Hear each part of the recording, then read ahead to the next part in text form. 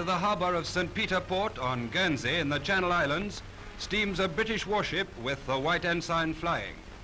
A tumultuous welcome awaits the liberators of the islands. Incidentally, the oldest British possession and the only British territory to be occupied by the Germans during the war. The German guard marches out from the ancient castle. The German commander is marched away and all equipment is handed in.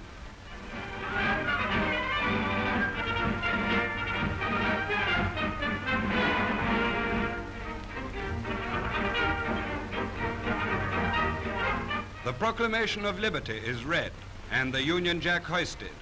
With their rightful flag flying once again above them, the islanders give themselves over to Victory Day celebrations.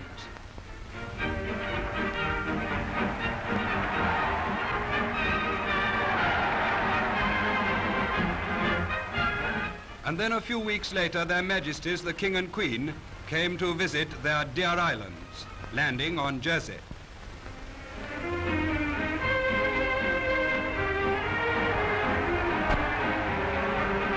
As Their Majesties came ashore from the 6-inch gun cruiser Jamaica, the terrific enthusiasm of the islanders was a fitting response to the royal affection and feeling which prompted the visit.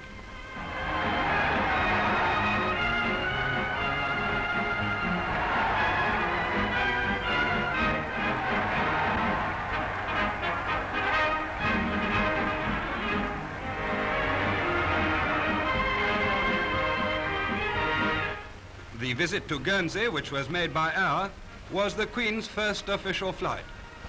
Below could be seen first the island and then the acres of glass houses for fruit and vegetable forcing.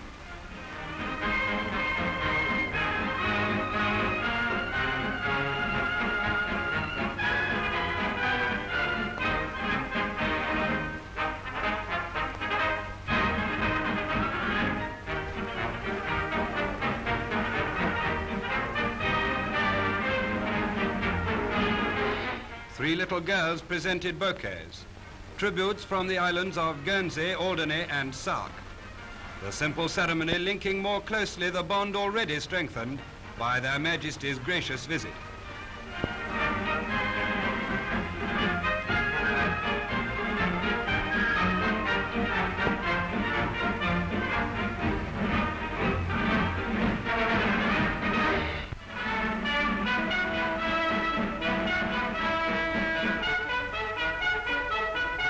A tank that carries its own bridge for crossing streams and canals is being assembled here.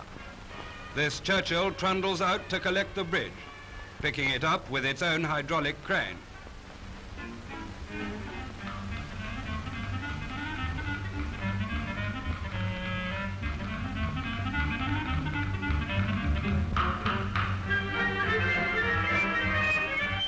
The locking pins move up and engage.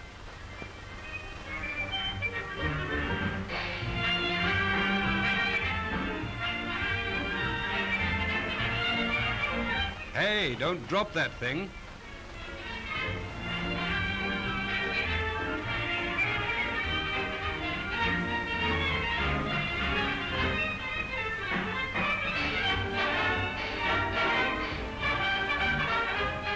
The bridge can be lowered into position in a matter of minutes, and though surprisingly light, can carry the heaviest tanks. Later, the bridge can be picked up and taken on to the next obstacle.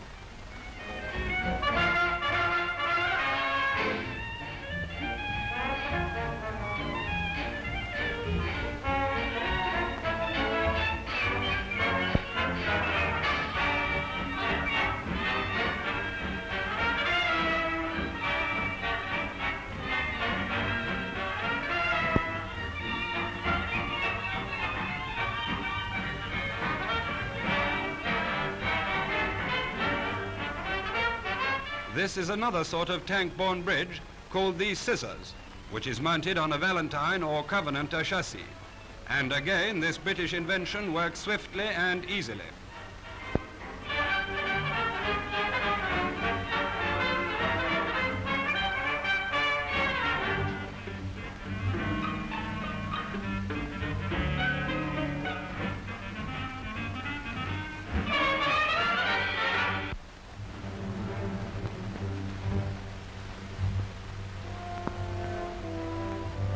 At a forward base in the Pacific, Australian troops and their equipment embark in transports for the attack on Tarakan Island off the east coast of Borneo.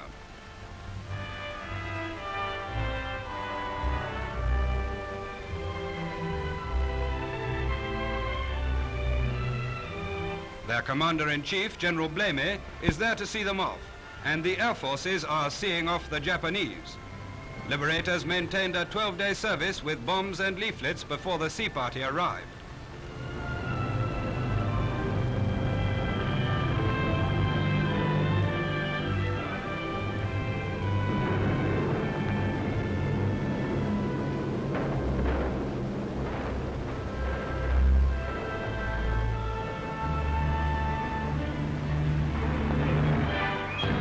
A final briefing with contour maps, and the battle is on.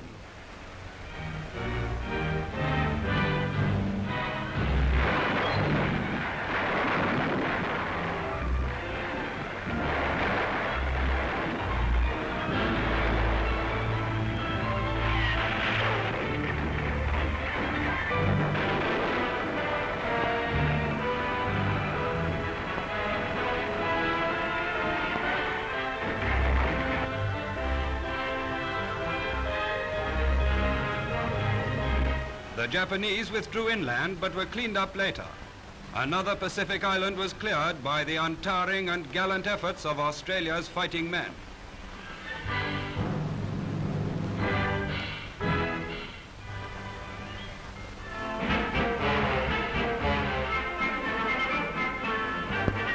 London gives General Dwight Eisenhower a tremendous welcome as he drives with Air Chief Marshal Tedder to the Guildhall to receive the citizenship of the city. Londoners gave the leader of the victorious British and American forces a warm place in their hearts as he gave them Mr. Churchill's V sign.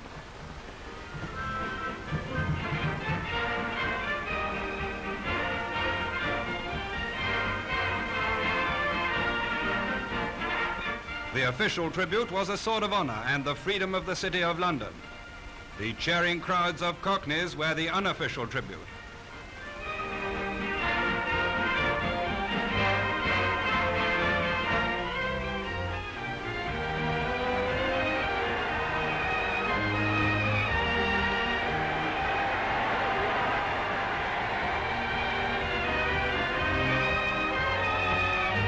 Then the General spoke to his newfound fellow citizens.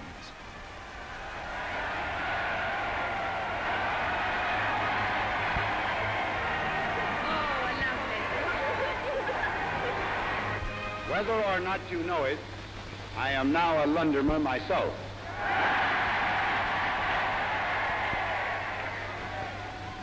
I've got just as much right to be down in that crowd yelling as you have.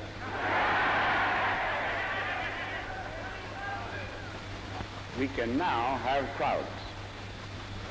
There can be happy gatherings. You don't have to listen for a motor in the sky and wonder whether there's a pilot in the blankety-blank thing or not. The job that has been done, you people have done. You and the others like you through all the United Nations. A word of thanks for your hospitality to my soldiers that came into your country in great numbers, often to your very great inconvenience, if not irritation.